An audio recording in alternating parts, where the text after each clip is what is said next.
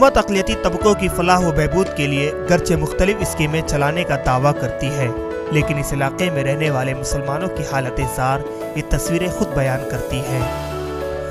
पटना के बीरचंद पटेल पथ इलाके में मुसलमान सियासत से दूर प्यार मोहब्बत और भाईचारे में मगन हैं।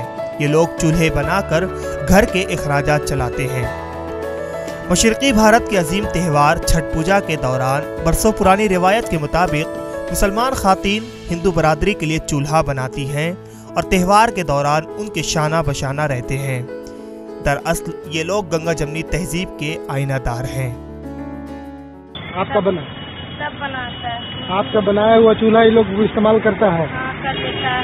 साग चूल्हा चुना के मीट मछली को कुछ नहीं खाते।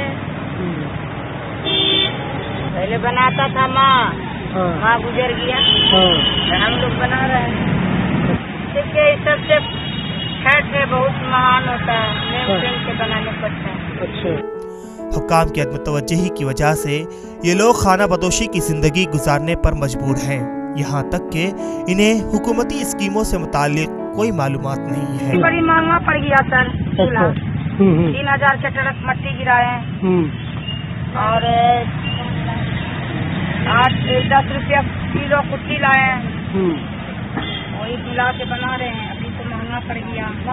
करते हैं फेरी करते हैं, फिर बर्तन के कई चूल्हा बना लेते हैं सीजन में, फिर बर्तन का फेरी करते हैं, मगर कभी नहीं देता है। लोन के बारे में पता है आप लोगों को?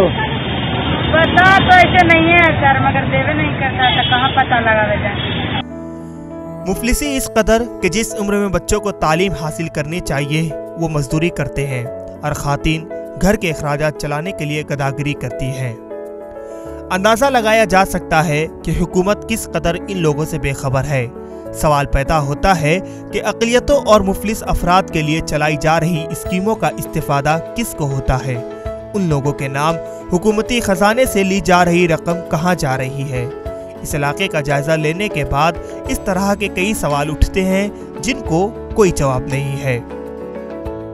ETV भारत के लिए पटना से खुर्शीद आलम की रिपोर्ट।